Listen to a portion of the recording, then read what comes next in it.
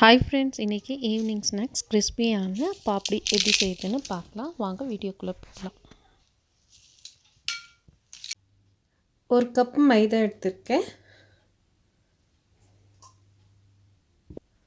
நம்ம எந்த கப்பில் மைதா எடுத்தோமோ அதே கப்பில் ஒரு கப் கடல மாவு, ஒரு ஸ்பூன் அளவுக்கு உப்பு, ஒரு ஸ்பூன் மிளகாத்தூள்.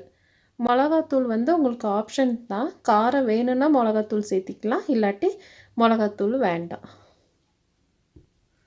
அரை ஸ்பூன் கருப்பு எள்ளு,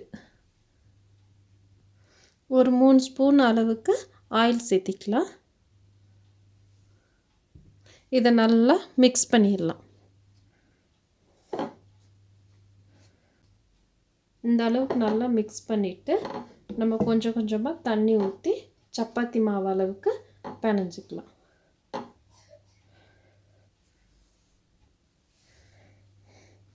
கொஞ்சம் கொஞ்சமாக தண்ணி ஊற்றி சப்பாத்தி மாவு அளவுக்கு பிசைஞ்சிக்கலாம்.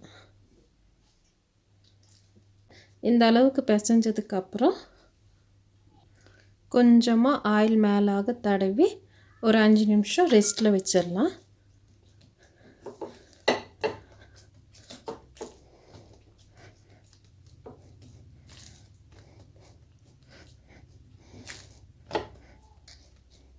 ஒரு 5 நிமிஷம் ரெஸ்ட்டில் வச்சுட்டா நல்லா சாஃப்ட் ஆயிரும்.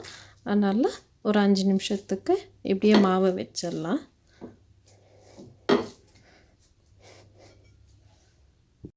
அஞ்சு நிமிஷத்துக்கு அப்புறம் இந்த மாவு நல்லா இந்த மாதிரி பிசைஞ்சிக்கலாம். நல்லா உள்ளங்கையில் நல்லா ப்ரெஷர் கொடுத்து ஒரு டைம் நல்லா பிசைஞ்சு எடுத்துக்கலாம்.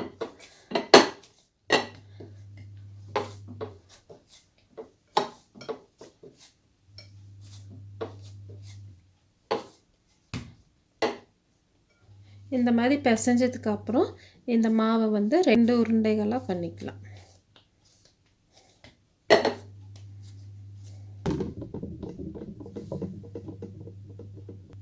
அடுத்து ஒரு உருண்டையை இப்படி எடுத்துக்கலாம். நம்ம சப்பாத்திக்கு திரட்டுற மாதிரி திரட்டிக்கலாம்.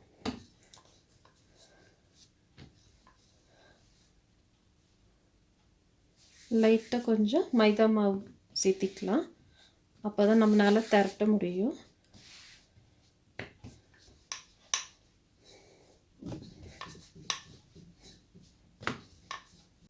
இந்த மாதிரி திரட்டிக்கலாம். பாருங்கள், இந்த மாதிரி மெலிசாக இருக்கணும், ரொம்ப மோட்டாவாக இல்லாமல் இந்த மாதிரி மெலிசாக வச்சுக்கலாம். அடுத்து இதுக்கு மேலே ஆயில் தடவிக்கலாம்.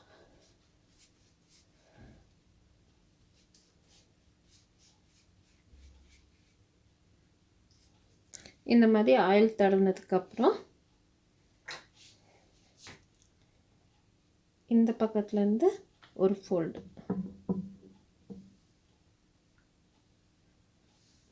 அப்புறம் இந்த சைட்லேருந்து இப்படி பாதி ஃபோல்ட் பண்ணிடலாம். அதுக்கப்புறம் இப்படி இதில் லைட்டாக இப்படி பேலனில் வச்சு இப்படி திரட்டிக்கலாம். அப்புறம் இந்த லாஸ்ட் கட் பண்ணிடலாம். அதே மாதிரி இந்த லாஸ்ட் அடுத்து நம்மளுக்கு எந்த சைஸ்க்கு வேணுமோ அந்த மாதிரி நம்ம கட் பண்ணிக்கலாம். பாருங்கள், இந்த மாதிரி லேயர் லேயராக வரும். பார்த்திங்கனாலே தெரியும். நம்ம ஃப்ரை பண்ணும் போது நம்மளுக்கு அழகாக லேயர் லேயராக வரும். நம்மளுக்கு எந்த அகலத்துக்கு நம்மளுக்கு தேவையோ அந்த மாதிரி நம்ம கட் பண்ணிக்கலாம்.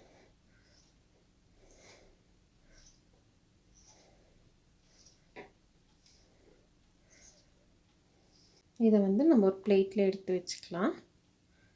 இதே மாதிரி நம்ம உருண்டை பிடிச்சி வச்சுருக்கிற மாவை இதே மாதிரி பண்ணி வச்சுக்கலாம்.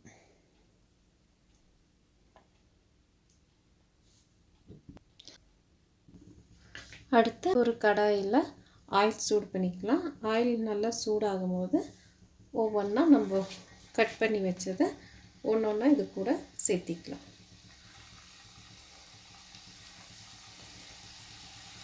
ஹை ஃப்ளேமில் வேக வைக்க வேண்டாம், உள்ளே வேகாது. ஹை ஃப்ளேமில் வைக்காமல் மீடியமில் வச்சு நம்ம ஃப்ரை பண்ணிக்கலாம்.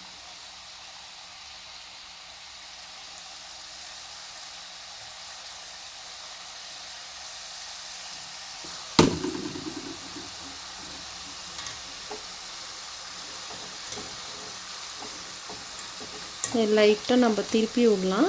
அப்போ தான் எல்லா பக்கமும் நல்லா கரெக்டாக வேகும்.